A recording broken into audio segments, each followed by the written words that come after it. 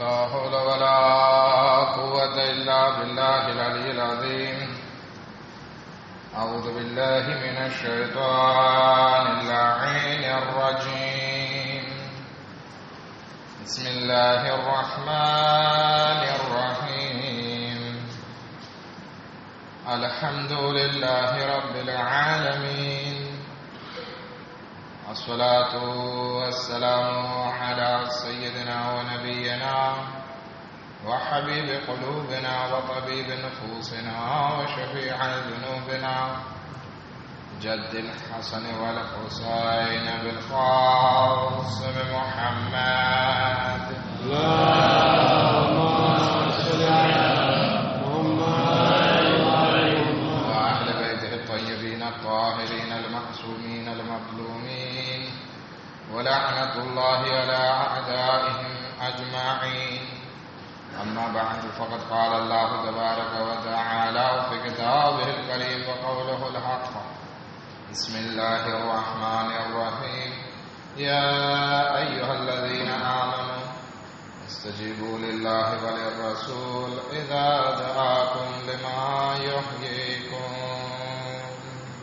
اللهم صل على محمد وعلى محمد. खुदावंद आलम कुरान मजीद में इरशाद फरमावे छे, या अय्युहल्लज़ीना आमनू, ऐ ईमान लावनाराओ, इस्तजीबू लिल्लाहि वलिर्रसूल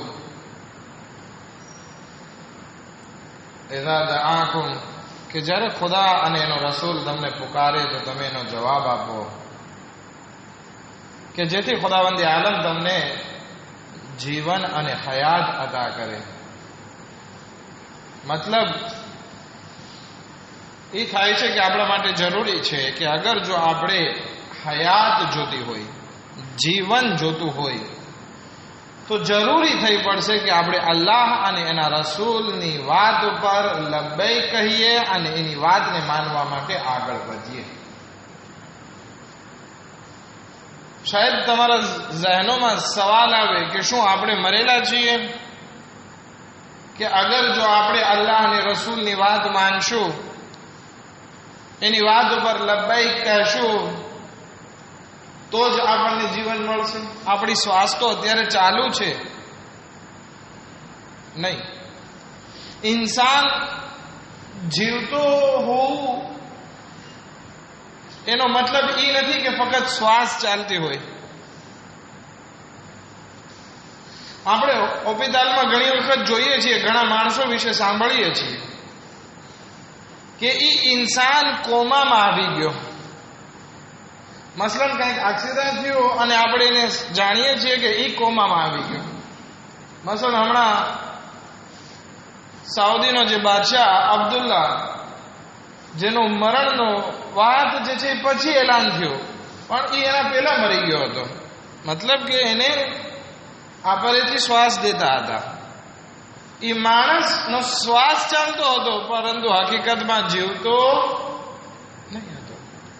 એવી જ હાલત ઘણી જગ્યાએ થાય છે. ઘણાને એવી બીમારી લાગુ પડે છે કે એની શ્વાસ ચાલતી હોય પણ કંઈ ડગી શકતો નથી, તો આપણે એને કહીએ છીએ કોમામાં છે. મતલબ કે એની શ્વાસ ચાલવી, એની રૂહ શરીરમાં બાકી હોવી કાંઈ ફાયદો નથી જ્યાં સુધી એમાં હરકત ના હોય.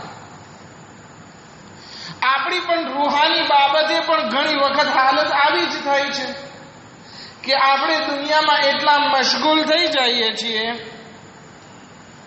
આપણી શ્વાસ ચાલતી હોય છે, આપણી હરકત ચાલતી હોય છે, આપણે ચાલતા ફરતા હોઈએ છીએ, પરંતુ આપણું દિલ અને દિમાગ સાપોરસા મરી ગયું હોય છે. એટલા માટે અમુક રેવાયતોમાં કહેવામાં આવે છે કે અમુક માણસો ચાલતા ફરતા મુર્દા છે. હાલતા ફરતા મુર્દા, જેને આપણે ભૂત કહીએ ને. શું કહો તમે? ભૂત કહીએ અથવા ગોસ્ટ કહીએ, એની જેવી હાલત થઈ જાય છે. શું કામ? કારણ કે એ ઇન્સાન પોતાની જિંદગીનો મકસદ ભૂલી ગયો છે. જિંદગીનો મકસદ એ છે કે એને અલ્લાહ અને એના રસૂલની વાતને માનવાની છે, પરંતુ જ્યારે આમ વાતને ભૂલી જાય છે તો એ ઇન્સાન ચાલતી ફરતી લાશની જેવો થઈ જાય છે. ખુદાવંદ આલમ કહે છે કે તમે મારી વાત માનો, રસૂલની વાત માનો, કે જેથી અમે તમને નવું જીવન અતા કરીએ. ઇમામે અલી ઇબ્ન અબી તાલિબ અલૈહિસ્સલાતુ વસ્સલામ ને નહજુલ બલાગામાં ફરમાવે છે,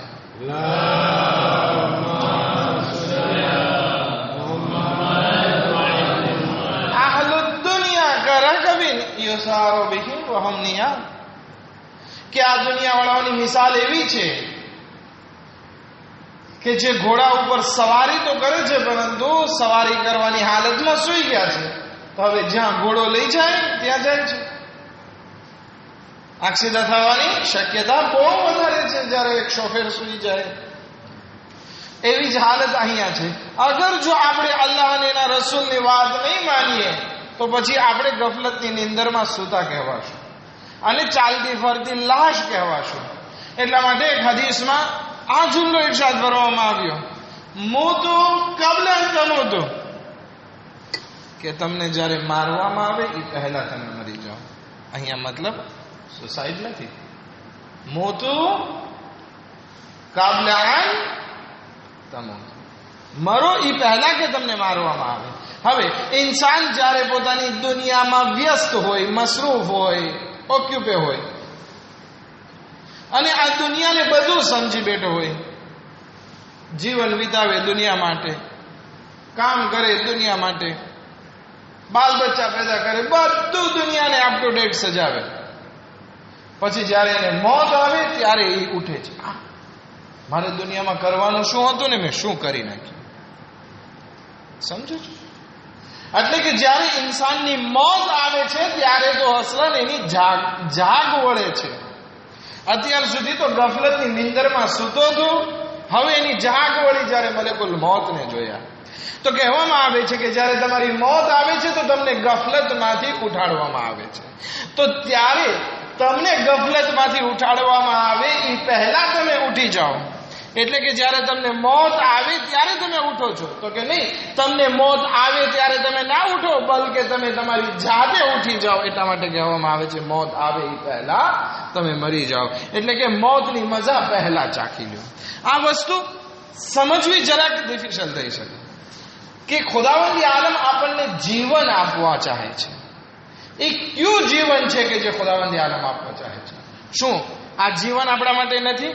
નહીં, આ હકીકત આપણું અહીંયા આવવું અને અહીંયાથી જવું એક એક્ઝામ માટે છે, એક મકસદ માટે છે. હકીકી જીવન આપણું અહીંયા નથી, બલકે હકીકી જીવન જે આપણું છે એ કંઈક બીજી દુનિયા છે. એટલા માટે જ્યારે યહૂદી લોકો કહેતા હતા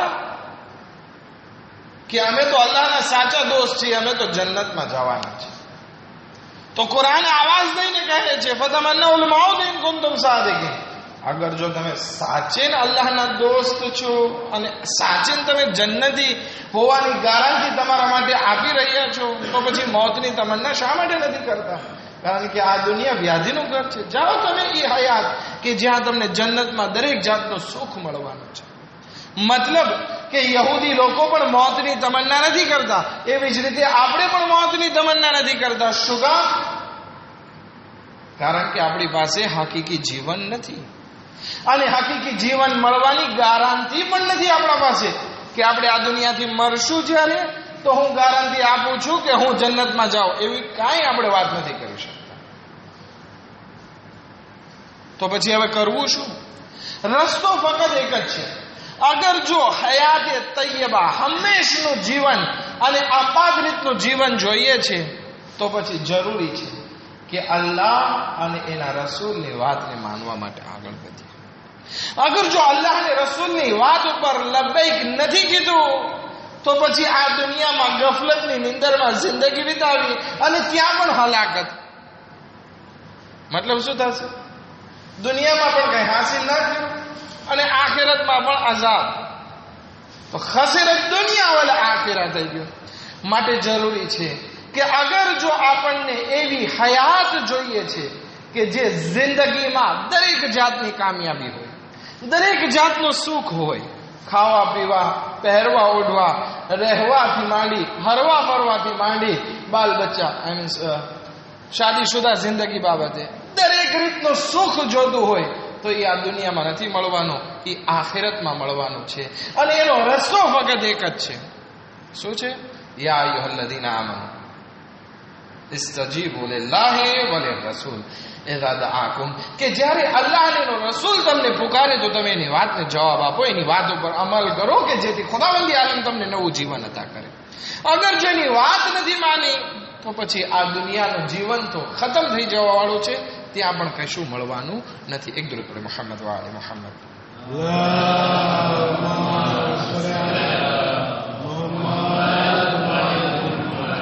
આપણે ઇમામે હુસૈન અલૈહિસ્સલામની મજલિસ મનાવવા બેઠા છે. ઇમામે હુસૈન અલૈહિસ્સલામ પણ આ દુનિયાના જીવનને કઈ જીવન નથી માનતા. કેવી રીતે? આપણે અહીંયાથી મસલન તના નરીવ માલ લેવા માટે ગયા. હવે તનામાં જ્યારે આપણે માલ લેવા માટે મસરૂફ છીએ અને ત્યાં આપણે મુસાફરખાને અથવા હોટેલમાં રહ્યા છીએ તો આપણે એમ કહેશું કે આ મારું વતન છે?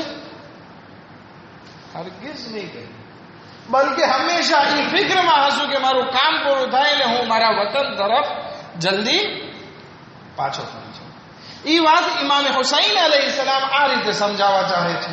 inni la aral mauta illa sa'adatan, કે મારી નજદીક મોત તો જે છે એ ખુશબખતીનું નામ છે, કારણ કે મેં જિંદગી એવી રીતે વિતાવી છે કે જેમાં અલ્લાહ અને એના રસૂલની વાતને માનવા સાથે હતી.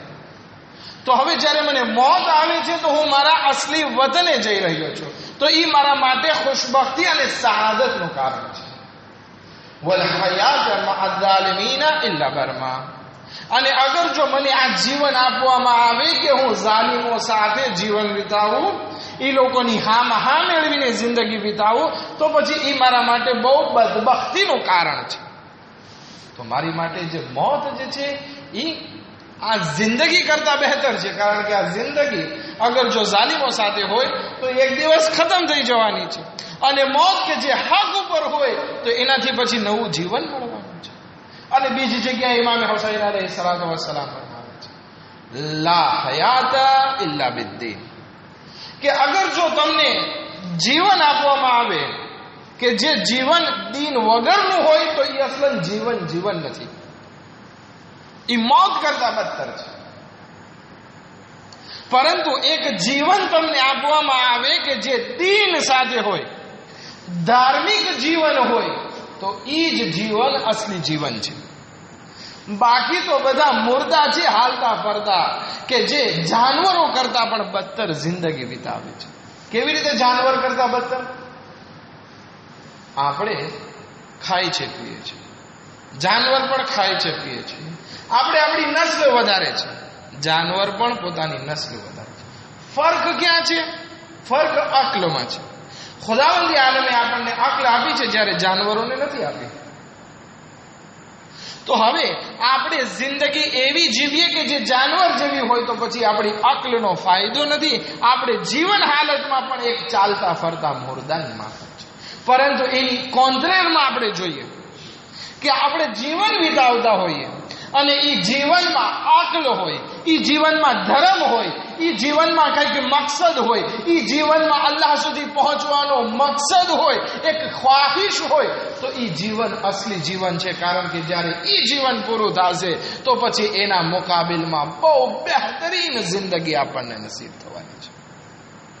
પરંતુ અગર જો એ નહીં હોય તો આ દુનિયાનો કાંઈ ફાયદો આપણને નસીબ થવાનો નથી, બલકે ઉલટાનું નુકસાન આપણને મળી રહે છે. બિલાલે હબશીની એક વાત કહી, જહેમત તમામ કરો. બિલાલે હબશી રસૂલ ખુદાના મુઅઝ્ઝિન, અઝાન દેતા. રસૂલ ખુદા બિલાલ માટે કહેતા, અરે હેના યા બિલાલ, એ બિલાલ અઝાન આપો અને અમને સુકૂન નસીબ કરો. હવે જ્યારે બિલાલનો વખતે આખિર આવ્યો,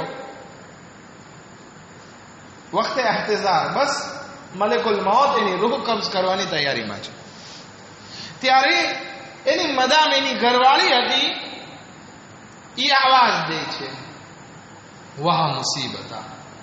ખબર પડી ગઈ કે હવે બિલાલ એટલા ઝઈફ અને બીમાર થઈ ગયા છે કે હવે એને જિંદગી લાંબી નથી, આ દુનિયાથી રૂખસત થવાના છે. તો કહે છે વાહ મુસીબતા. બિલાલ આંખ ખોલે છે કે ભાઈ શું છે અત્યારે? કેમ તું વાહ મુસીબતા કહે છે? તો કે ગમનો વખત છે અત્યારે તું જોઈ રહ્યો છે. તો કે ભાઈ ગમનો વખત નથી, મારા માટે તો અત્યારે ખુશીનો વખત છે. વિચાર કરો. એક બિલાલ એની મદામ કહે છે વાહ મુસીબતા, ગમનો સમય આવી ગયો, દર્દનો સમય આવી ગયો. તો કે ના, આ સમય તો મારા માટે ખુશીનો સમય છે કે હું મારી અસલી હયાત તરફ પાછો પલટી રહ્યો છું. મને આ મોતથી અસલી જિંદગી મળવાની છે. આ મોત તો એક પુલ છે. તો એની મદામ કહે છે કે ભાઈ વાત તારી સાચી કે તારી માટે ખુશીનો સમય છે, પરંતુ આપણે બે અત્યાર સુધી જિંદગીમાં સાથે જીવન જીવતા હતા, તો હવે જુદાઈનો વખત આવ્યો. તો બિલાલે હાબશી કહે છે કે જુદાઈનો વખત નથી, મુલાકાતનો વખત છે. કોનાથી મુલાકાત? ખુદાથી મુલાકાતનો વખત આવી ગયો.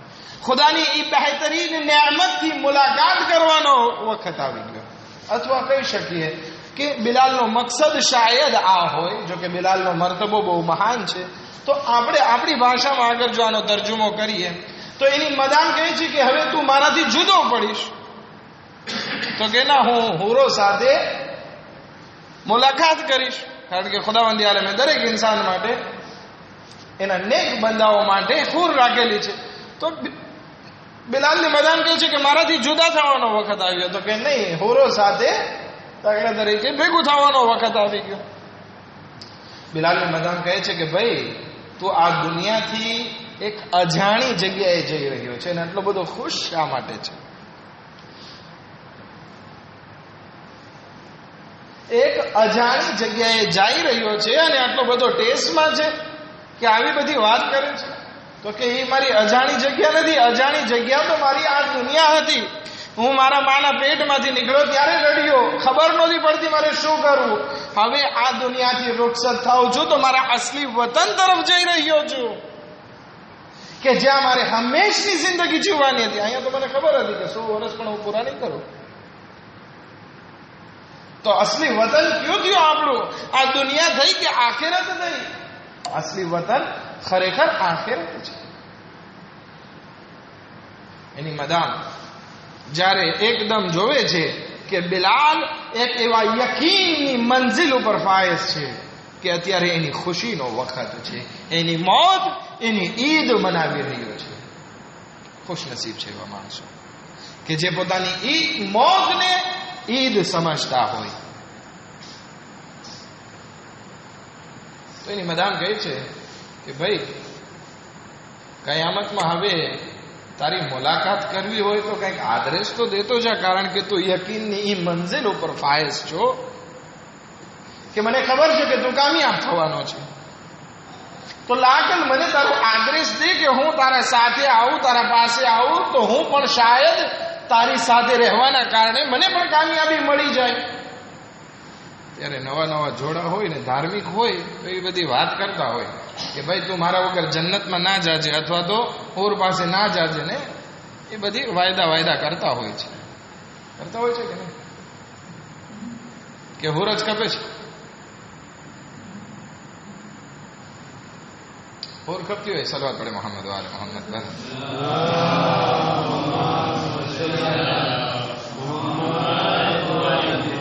સલવાત તો પડી નાખી, ઘરે જઈને જવાબ દેવા માટે તૈયાર રહેજો. ખેર, તો બિલાલની મદામ કહે છે કે હવે પછી આપણી મુલાકાત ક્યાં થશે? તો એ બિલાલ કે જે મરવા ઉપર છે, એટલું યકીન છે આખિરત ઉપર, કહે છે કે મને અગર તલાશ કરવો હોય તો જોજે કે અલ્લાહના ખાસ બંદાઓ કઈ જગ્યાઓ પર છે, હું ત્યાં જ મળવાનો છું. જ્યાં અલ્લાહના ખાસ બંદાઓ હશે ત્યાં તું આદરેસ પૂછજે અને ત્યાં આવી જજે ફરિશ્તાઓથી. તારી અને મારી મુલાકાત ત્યાં થશે.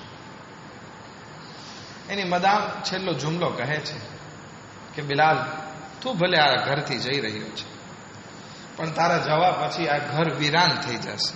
જે રોનક અત્યાર સુધી આ ઘરમાં હતી, તારી ઇબાદતની અવાજ, તારા અખલાક, તારી રેણી કેણી, આ બધી વસ્તુ તારા જવા પછી આ બધું સૂનું થઈ જશે. તું જે કે તું મારાથી છૂટો પડી રહ્યો છે, તું ઈદ મનાવી રહ્યો છે, કે પછી તું જઈ રહ્યો છે ખુદાની મુલાકાતે, તને બધી નિયામત મળવાની છે, તને બધી બહેતરીન હયાત મળવાની છે, કારણ કે તે ખુદા અને રસૂલની વાત માની છે, તો તને આ બહેતરીન જિંદગી મળવાની છે. પરંતુ હે બિલાલ, આટલું યાદ રાખ કે તારા જવા પછી આ ઘર જે છે એ વિરાન થઈ જશે, અને મને તારી યાદ બહુ આવશે. તો બિલાલ જાતા જાતા એક જુમલો આખરી કહે છે, કહે મારી ઘરવાળી, આપણું ભેગું થવું એક વાદળાની માફક હતું. વાદળ ને નિવાસને જોયા છે ને, ભેગા થાય, પેલા છૂટા હોય પછી ભેગા થાય. આપણી હાલત પણ એવી જ હતી કે તું તારા મા બાપના ઘરે જન્મી, હું મારા મા બાપને ત્યાં જન્મ્યો, અને આપણે બે ભેગા થયા, પરંતુ હવે છૂટા પડવાનો વખત આવી ગયો. જેવી રીતે વાદળ ભેગા થાય છે અને છૂટા પડી જાય છે, પછી એકબીજા વાદળ જે છે એકબીજા માટે રોતા નથી કે કેમ તું છૂટો પડી ગયો. આપણી મિસાલ પણ એવી હતી કે આપણે જિંદગીમાં સાથે રહ્યા એક વાદળની જેમ. એવી જ રીતે આ જોડું છે કે આપણે અહીંયા સાથે રહ્યા છીએ, તો આ દુનિયાથી આપણે દરેક વસ્તુથી આપણે અલગ થવાનું છે. આપણી મિસાલ વાદળની જેવી છે. માટે કોઈ દિવસ વાદળ એક ગામ ઉપર આવે છે તો એમ નથી કહેતો કે આ મારું અસલી વતન છે અને હું 100 વર્ષ સુધી આ વાદળ અહીંયા આ ક્લિયર ગામ ઉપર બાકી રહેવાનું છું. કોઈ દિવસ વાદળ આવે છે ને ચાલ્યું જાય છે. અમુક વાદળ ભેગા થાય છે તો અમુક વાદળ છૂટા પડે છે. એવી જ હાલત આ દુનિયાની છે. અગર જો આપણે સમજી લઈએ, અગર જો આ વસ્તુ આપણને સમજાઈ જાય કે આપણે આ દુનિયામાં વાદળ માફક છીએ, આવ્યા છીએ કામ માટે ને પછી અહીંથી જવાનું છે, તો પછી આપણી જિંદગીમાં ગફલત નહીં હોય, આપણી જિંદગી આ દુનિયા પરસ્તીમાં નહીં વીતે, બલકે આપણી જિંદગી અલ્લાહની અને રસૂલની વાત ઉપર લબ્બૈક કહેવામાં આવી છે. એક દરૂદ પડે મોહમ્મદ વ આલી મોહમ્મદ પર.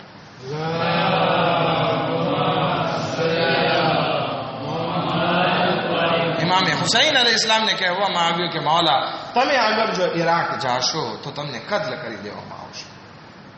ઇમામ કહે છે ભલે મને કત્લ કરી દેવામાં આવે, મારી શહાદતથી અગર જો ઇસ્લામ બચતો હોય તો હું ઘરની બહાર નીકળીશ. મને હુકુમતની લાલચ નથી, બલકે હું ઘરની બહાર એટલા માટે નીકળું છું કે જેથી અમ્ર બિલ મારૂફ કરી શકું અને નહીં અનિલ મુનકર કરી શકું, સુન્નતને જીવતી કરી શકું અને બિદઅતને નાશ કરી શકું. અને ઇમામે હુસૈન અલૈહિસ્સલામ પોતાના મકસદને લઈને કરબલાના મેદાનમાં પહોંચે છે અને મોટી મોટી મહાન કુરબાનીઓ પેશ કરવી પડી. એટલે સુધી કે પોતાના ભાઈના દીકરા યતીમ કાસિમને પણ કુરબાન કરી દેવા. કાસિમ આવે છે વારંવાર કે બાબા, એ ચચા જાન, મને મરવાની રજા આપો. ઇમામ હુસૈન સવાલ કરે છે, બતાવો દીકરા, તારી નજદીક મોત કેવી છે? તો કે મોત મારી નજદીક મધ કરતા વધારે મીઠી છે. આ છે મોત. સાદિકીનની મંઝિલમાં પહોંચ્યા પછી અલ્લાહ અને રસૂલની દરેક વાત ઉપર અમલ કરીએ તો પછી આ મોત મધ કરતા વધારે મીઠી લાગે. બહુ મુશ્કેલથી કાસિમને રજા મળી. કાસિમને તૈયાર કરે છે. કાસિમ કરબલાના મેદાનમાં આગળ વધે છે, जिहाद करे छे. अमुक अमुक मोटा पहलवानों ने जहन्नम हासिल करे छे. 12 वर्षनो कासिम, प्यासो कासिम क्या सुधी लड़ाई करे. हजारो एक मोटो पहलवान आवे छे. इमाम हुसैन उमे परवा पासे जाय छे के मारा तारा दीकरा माटे दुआ कर. एनी सामे मोटो पहलवान आवेलो छे. मानी दुआ इमामना हुकमथी बारगाह इलाहीमां मुस्तजाब थाय छे. हजारो कासिम बहादुर पहलवान ने पर जहन्नम हासिल करे छे. एवामां चारे तरफथी तीरोनी वरसाद, एवामां एक लईन આગળ વધે છે. કાસિમના માથા પર એક કોર્સ મારે છે. કાસિમ ગોળાથી જમીન પર આવે છે. رب العالمين سيعلم الذين ظلموا أي منقلب ينقلبون خدا واسط محمد آل محمد ہماری مجلس اذان قبول فرما ہمارا گناہ کبیرہ صغیرہ معاف فرما ہماری مشکلات میں آسان فرما ہمارا رزق اور عنایت فرما خدا حق محمد وآل محمد دشمنان اسلام نے نابود فرما جے مومنین و مومنات بیمار خدا میں شفا کامل عنایت فرما جے مکروہ سے لوگوں قرضوں نے غیب کی ادا فرما جے مومنین و مومنات مرحوم تھے گیا چھ خدایا امن مغفرت فرما امن جنت مال درجہ عنایت فرما خدا بحق محمد و محمد امام زمان علیہ السلام ظہور مدد جلد عاجل فرما حضرت آیت اللہ سستانی نے دیگر مراجع میں صحت و سلامت ساتھ لامبے عمر عنایت فرما ہم امام زمان علیہ السلام نے انصار و مشمار فرما ربنا تقبل منا